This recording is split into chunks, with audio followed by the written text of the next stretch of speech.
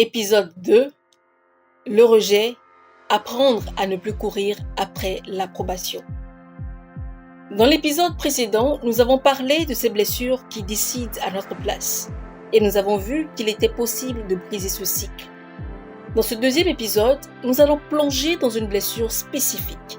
Une blessure qui touche énormément de femmes également. Celle du rejet. Je vais être direct avec vous. Il n'y a rien de plus douloureux que de sentir qu'on n'est pas désiré. Le rejet est cette voix qui vous dit que vous n'êtes pas assez belle, pas assez intelligente, pas assez importante, pas assez digne d'amour. Et quand cette blessure n'est pas guérie, on vit toute sa vie en courant après un oui, un regard, une approbation des autres. Lorsque vous êtes rejeté, vous êtes mis de côté, vous êtes ignoré, pas au moins considéré. Cela peut commencer très tôt. Par exemple, une petite fille qui attend que son père ou sa mère lui dise « Je suis fière de toi », mais qui ne l'entend jamais. Une adolescente qui est rejetée par ses amis parce qu'elle est différente. Une femme qui se donne dans une relation et qu'on abandonne du jour au lendemain. Et le pire est que ces expériences deviennent comme une empreinte. Même adulte, tu continues à chercher inconsciemment à combler ce vide. Une étude en neurosciences a montré que le rejet active les mêmes zones du cerveau que la douleur physique. En d'autres termes, le rejet fait mal comme une blessure au corps. C'est pour ça que tu peux avoir mal dans ta poitrine, perdre le sommeil ou même tomber dans l'anxiété à cause du rejet. J'aimerais que vous soyez attentifs parce que peut-être vous allez vous reconnaître. Tu as peur de dire non parce que tu crains qu'on t'abandonne si tu poses tes limites. Tu modifies ton caractère, tes goûts, tes rêves, juste pour être accepté. Tu es dépendante des compliments. Si on ne t'applaudit pas, tu crois que tu n'as aucune valeur. Tu t'accroches à des relations toxiques, juste pour ne pas être seule. En vérité, ce n'est pas toi qui décides. C'est le rejet dont tu souffres qui court derrière l'approbation des autres. Prenons le cas de Léa, à qui, toute son enfance, sa mère lui répétait qu'elle était un fardeau. Aujourd'hui, adulte, elle est devenue une people pleaser. Elle dit toujours oui. Elle fait tout pour plaire, mais à l'intérieur, elle est épuisée. Sa vie est comme une course en ligne d'arrivée. Alors que tu es au son de ma voix, tu réalises certainement que ton histoire ressemble à celle de Léa. En vérité, tu n'as pas besoin de courir après l'approbation pour résister. Ta valeur ne dépend pas d'une validation, de regard extérieur. Ta valeur est intrinsèque. Tu étais déjà précieuse avant qu'on te remarque. Et puis, la seule approbation dont tu as vraiment besoin, c'est celle que tu te donnes à toi-même. À présent, voici 5 clés pour guérir du rejet et arrêter de courir après l'approbation. Clé numéro 1, reconnaître la blessure. Cesse de minimiser la blessure. Cesse de dire ce n'est rien. Parce que oui, c'est quelque chose. Le rejet fait mal. C'est une déchirure que l'on ne voit peut-être pas, mais qui est réelle.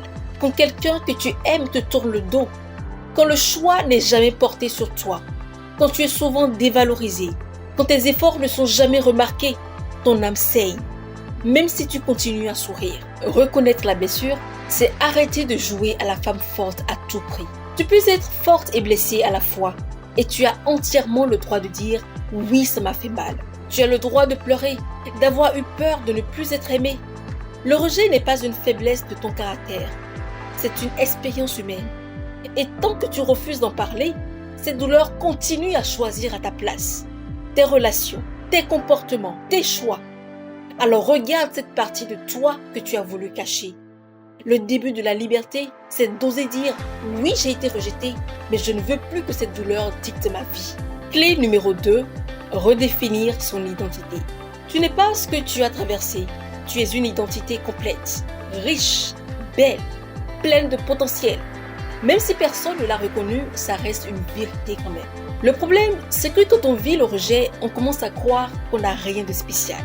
On s'efface, on se suradapte, on cherche à plaire pour mériter une place.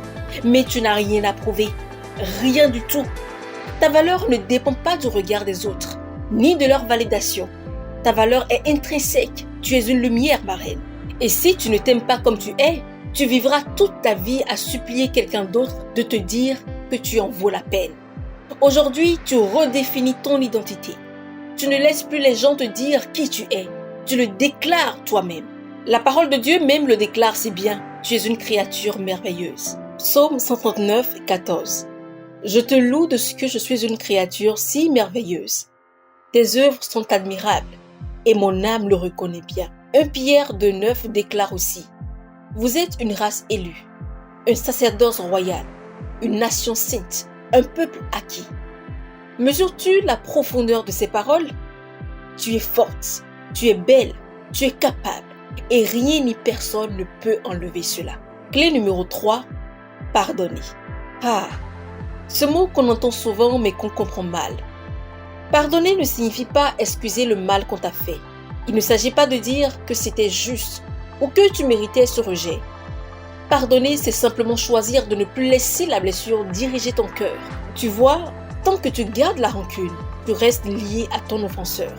Tu revis chaque jour cette scène, ce mot blessant, cette humiliation. Mais quand tu pardonnes, tu reprends ton pouvoir. Tu dis clairement à cette douleur qu'elle ne me contrôle plus. Le pardon ne se fait pas toujours en un jour, mais il commence par une décision. Tu peux donc dire aujourd'hui, je décide de libérer cette personne. Je décide de me libérer moi-même. Tu ne le fais pas pour l'autre, tu le fais avant tout pour toi. Parce que la colère et la haine sont des prisons et toi, tu es né pour être libre. Note aussi que le pardon n'efface pas la mémoire, il libère plutôt ton âme. Et une âme libre attire la paix, la joie, la clarté et même de nouvelles relations saines. Alors oui, pardonne, même si c'est difficile, car chaque fois que tu pardonnes, tu retrouves ta liberté. Clé numéro 4. Se connecter à une source plus grande que les hommes. Parce que, soyons honnêtes, les humains déçoivent. Même ceux qu'on aime le plus souvent, parfois sans le vouloir, blessent nos âmes. Mais il existe une source d'amour que rien ni personne ne peut enlever. Un amour qui ne dépend ni de ton apparence, ni de ton statut, ni de tes erreurs. Quand tu t'enracines dans cet amour-là, celui de Dieu ou de la vie, selon ta foi, tu comprends que tu n'as plus besoin de courir après les gens. Parce que tu es déjà choisi et aimé par Dieu. Et cet amour profond te libère du besoin de prouver quoi que ce soit. Quand tu te connectes à cette source, tu arrêtes de quémander. Tu donnes. Tu arrêtes de te justifier parce que tu rayonnes. Clé numéro 5. Apprendre à poser des limites. Chaque fois que vous dites non, vous redevenez plus libre. Le rejet crée souvent un réflexe, celui de vouloir plaire à tout le monde. Vous dites oui à tout, même quand cela vous fait mal. Mais poser des limites, c'est dire à ton cœur « je te protège désormais ». Un non aujourd'hui, c'est un oui à toi-même. C'est dire non à ce qui te vide, non à ce qui te fait douter de toi, non à ce qui te vole ta paix. Parce qu'en réalité, l'amour vrai ne naît pas dans la peur de décevoir, mais dans le respect de soi.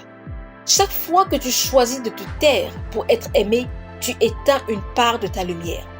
Mais chaque fois que tu affirmes ce que tu ressens, même si ça dérange, tu reprends le contrôle de ta vie émotionnelle.